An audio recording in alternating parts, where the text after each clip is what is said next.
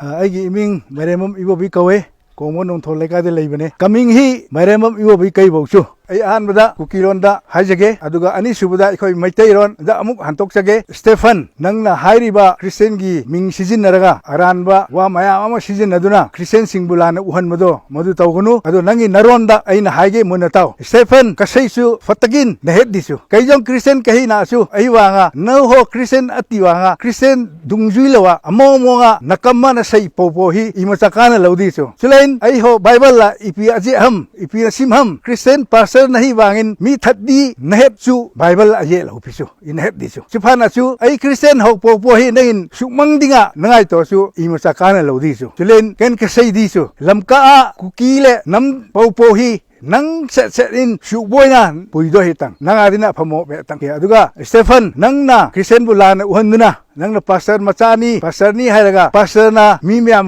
अफबल लंबेंदा चिंगबीगदबदो नंगना pastor गी इमुंगदा पोगा pastor मचा औरगा लाना लमजिंगलगा नुंगई पायरगा मी हातकने हायबसि शास्त्रना बाइबलना इबदा सुंगयाव यावदे लाना नंग लमजिंगनो चुरचारपुदा लेरिबा अतोपा खुदिंगदा लेरिबा क्रिश्चियन सिंगबु नंगना तोंगानबा लमजिंगदुना नंगी कानागदबा दरकार लेबा पोततो नंगना सिजिनबदो मदु ख्वाइदगी नंगी अरानबनी थुना हाइदो हो आई लाले अदुगा ईश्वरगी क्रिश्चियनगी अचुंबा लिचसे नंगोंदा यावदे आइना साजिनबनी आइना हाजिनबनी हाइना नंगना सेंगतो अदु अर्दी नंग ईश्वरनसु पाप कोकपीगनी अदुगा नंगी जातिया अमसुंग क्रिश्चियन लेबो कांगुनसु नंगबु ngakpigani adu natragadi ngakpiroi nang hena norokta tagani adu hena ईश्वरगी वा इंदवी मनोना अदुगी पानिशमेंट फंगनी हाइसि नंग कौरोदबरी सेफन आइना ज्ञान तारकपुtai चुरचानपुर कुकी पाइते जौ सिमते लुसै मारमरते लेरे अदुगा मतमदुदा चुरचानपुरसि मैतैना दोनमेट तौरमे बिजांग हाइबा खुजिक मोइना मोरनोम हाइबा मसी खुजिक तुइबोंग हाइरिसे मैतै सिंगना मदुदा बामोन कामदेबो अदुगा खुजिकी लवा लमका यलांग बाजार हाइबा मफम मैतै लिकाय हाइबसिदा आई फैबने मदुदा कुकी सिंगा पिंगेदगी नुगाइना लेमिनरमबने अदुगा मखोइना फत्तबगी वखल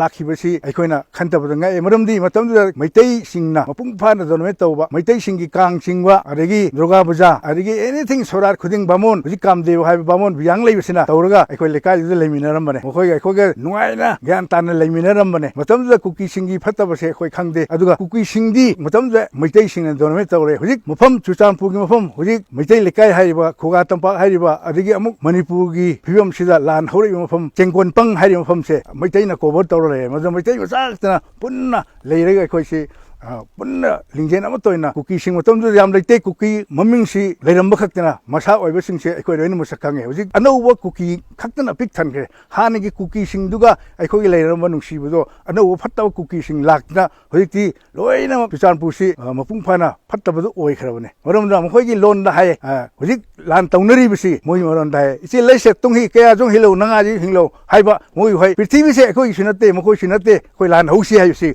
मोइ फत्तब वखल नोने अदो सासना इयगा ले अखोइ इमा इपा इपु पुन्ना थनम लमसिंगसे ngakadawni haise sasna iramona akhoi maitaina madugi mupung phaba phirep lawraga akhoi ponglofam imasi ngaaga leiriyone haise nakoina kawroi dawne marumdi kaino hadi nakoi horfam khangdabdo matamdu akhoi leiringe so noi kasu taw ngamde hujikti akhoi mupung phana nakoi bu nungsirubugi mapana akhoi hujikti nakoi akhoi yingnabo ohen bisi kanana no nakoi fattaba loksing nakoi fattaba wakhalduna akhoi noiga leinara marido nakoina thadi tawni nakoi naranni nakoi madu khangadawni thuna nakoi confess taw haido aduga hena tungda नुंसी चानन लेमिनगने हेबसि कुकी सिंगना खंगदवने मरमदि कुकी सिंग हेना ज्ञान तावा म दरकार लै नो ईश्वर निंगे है ईश्वरगी चनबगी वांगो नखोइना सबक तौदुगी वन तोक्तो नखोइ अवाब नखोइना फंगनी ममिंग लौरगा मिबु हातपा मिबु तुप्पा फत्तबा युमै थाबसि शास्त्रना वायवन इरमदे मरम मदु नखोइ तौरदबनी तरमदासु मदु हंतो हजिक्ति होना अन नखोइ मैतैगा नखोइगे लेने मरि अमुक चेक्सिन लेगे तारि नखोइ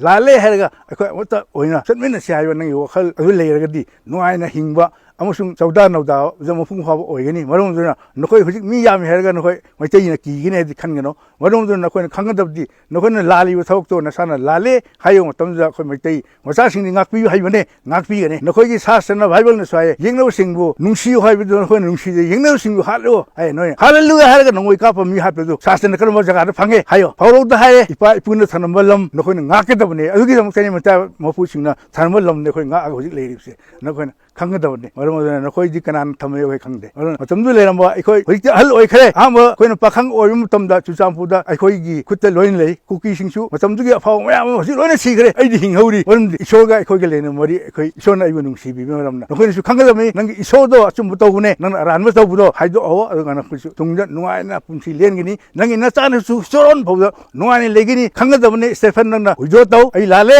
ꯍꯥꯏꯌꯣ ꯅꯪꯅ ꯉꯥꯡꯈꯤꯕ ꯑꯔꯥꯟꯕꯁꯤꯡꯗꯣ ꯅꯪꯅ ꯍꯥꯏꯗꯣꯛꯆꯧ ꯑꯗꯨ ꯃꯇꯝꯗꯨꯗ ꯃꯩꯇꯩꯁꯤꯡꯅ ꯀꯣꯛꯄꯤꯒꯅꯤ ꯍꯥꯏꯕꯁꯤ ꯅꯪꯅ ꯃꯨꯟꯅ ꯈꯪꯉꯣ ꯍꯥꯏꯕꯁꯤ ꯑꯩꯅ ꯅꯈꯣꯏꯗ ꯆꯨꯝꯅ ꯁꯦꯡꯅ ꯍꯥꯏꯕꯒꯤ ꯋꯥꯍꯩꯁꯤꯡꯁꯤ ꯅꯈꯣꯏꯅ ꯒ꯭ꯌꯥꯟ ꯇꯥꯎ ꯍꯥꯏꯕꯁꯤ ꯑꯩꯅ ꯍꯥꯏꯖꯅꯤꯡꯉꯤ ꯑꯗꯨꯒ ꯅꯈꯣꯏꯅ ꯍꯧꯖꯤꯛ ꯃꯨꯛꯆꯔꯤꯕ ꯒꯦꯠꯇꯣ ꯀꯗꯥꯏꯗ ꯂꯩꯒꯦ ꯍꯥꯏꯕ ꯃꯗꯨꯒꯤ ꯒꯦꯠꯇꯣ ꯑꯩꯈꯣꯏꯅ ꯄꯤꯛꯏꯉꯩꯗ ꯆꯨꯔꯆꯥꯟꯄꯨꯔ ꯂꯩꯕ ꯃꯇꯝꯗ ꯑꯗꯨ ꯒꯦꯠꯇꯨꯒꯤ ꯃꯃꯤ ꯂꯩꯇꯦꯕ ꯑꯗꯨꯒ ꯅꯈꯣꯏꯅ ꯃꯨꯛꯆꯔꯤꯕ ꯒꯦꯠꯇꯣ ꯑꯗꯨꯒꯤ ꯃꯔꯝꯗ ꯍꯥꯏꯒꯦ ꯃꯨꯟꯅ ꯇꯥꯎ ꯅꯈꯣꯏ ꯅꯉꯥꯏ ꯇꯣꯛꯑ ꯀꯨꯀꯤ ꯒꯦꯠ ꯆꯨꯀꯦꯟ ꯁꯦꯡꯇꯥꯟ ꯀꯤꯁꯩ ꯄꯤꯒꯦ ꯖꯥꯎꯟꯇꯪ ꯅꯈꯣꯏꯅ ꯈꯪꯒꯗꯕꯗꯤ 1960ꯗꯒꯤ ꯑꯩ ꯆꯨꯔꯆꯥꯟꯄꯨꯔꯗ ꯂꯩꯔꯦ ꯑꯗꯨꯒꯤ ꯃꯇꯝꯗꯨꯗꯒꯤ 1987 ꯐꯥꯎꯕ ꯁꯤꯒꯤ ꯒꯦꯠꯁꯤ ꯁꯨꯡꯂꯩ ꯂꯩꯇꯦ ꯃꯔꯝ ꯑꯗꯨꯅ ꯑꯩꯈꯣꯏꯅ ꯈꯪꯗꯦꯕ ꯑꯗꯨꯅ ꯅꯈꯣꯏꯅ ꯈꯪꯒꯗꯕ ꯒꯦꯠꯁꯤ ꯅꯈꯣꯏꯅ ꯀꯗꯥꯏꯗꯒꯤ ꯁꯦꯝꯃꯒ ꯁꯥꯔꯒ ꯊꯥꯡꯉꯛꯑꯒ ꯃꯐꯝꯁꯤꯗ ꯊꯝꯃꯤꯕꯅꯣ ꯑꯁꯤ ꯅꯈꯣꯏ ꯃꯨꯟꯅ ꯈꯪꯒꯗꯕꯅꯤ ꯒꯦꯠꯁꯤ ꯂꯩꯔꯝꯗꯕ ꯄꯣꯠꯅꯤ ꯃꯇꯝꯗꯨꯗ ꯑꯩꯈꯣꯏ ꯌꯪ ꯑꯣꯏꯅ ꯂꯩꯔꯤ ꯅꯍꯥ ꯑꯣꯏꯅ ꯆꯨꯔꯆꯥꯟꯄꯨꯔꯗ ꯂꯩꯔꯤ ꯃꯇꯝꯗ ꯒꯦꯠ ꯑꯃꯠꯇ ꯂꯩꯇꯦ ꯍꯥꯏꯕꯁꯤ ꯑꯩꯅ ꯈꯪꯉꯦ ꯅꯈꯣꯏꯅꯁꯨ ꯈꯪꯒꯗꯕꯅꯤ ꯇꯣꯏꯅ ꯍꯦꯠꯗꯤꯁꯨ 1960 ꯀꯨꯝꯕ ꯀꯣꯟꯅ 87 ꯆꯟꯍꯤ ꯀ ꯎꯝꯂꯥꯏ ꯆꯟꯍꯤ ꯑꯩ ꯍꯣ ꯎꯝꯂꯥꯏ ꯆꯟꯍꯤ get hi umlo mo he hoya kona hung poilut ham si phatan na seng do lo le si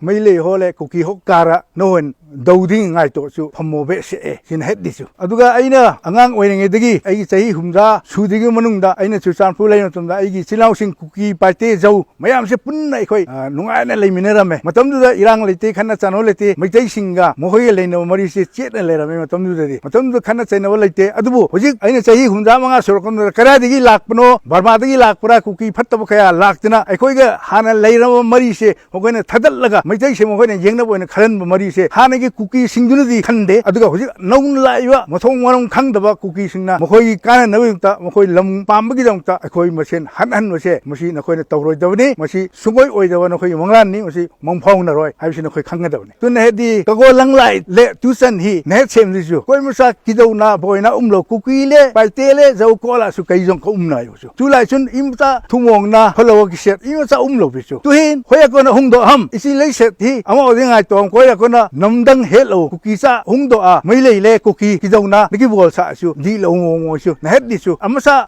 kuki hop su patakin theng takin bomtin imsa boina umlo he toy na hon hoya kona hungdo ham sisu na het disu sifana su ipije ha kidona maitain kuki ko ma imsa lungset na gol hilola Alang imasa bokolo pisin het disu sufana tuajang hun umne lain noen maitito kidona hi top milan lungset na pasen thu jui nunga lungset na umlesin abana ai ho yang no yang apopo on ho to na het disu aroi bada ina hajening muri kuki chinau sing han leiba kuki apoba chinau singa ikhoga che chana leirima piundo amuk leina ba hojik motom leiri aduna hanagi leirima chinau singdo nungsi chana leminan ge aduga tungde laiba kuki gi wakhal phattaba leiba mapalom dig laiba phatta losing leiba kuki na khoi nayum da dum han hidana nakhoi tawbam thokko tawraga dum leyo nungai ne leminaba famabdi nakhoi su nungai na thamoi sengna nangi napa na puna khalma wakhan singdo khallaga nungai ne leyo aduna tagari nakhoi gi hana nakhoi lakpa mafam phattaba han thro haibsi akoi mam gi apamani ai ho amasa kuki una ho koma mai leire tumong takin umbomin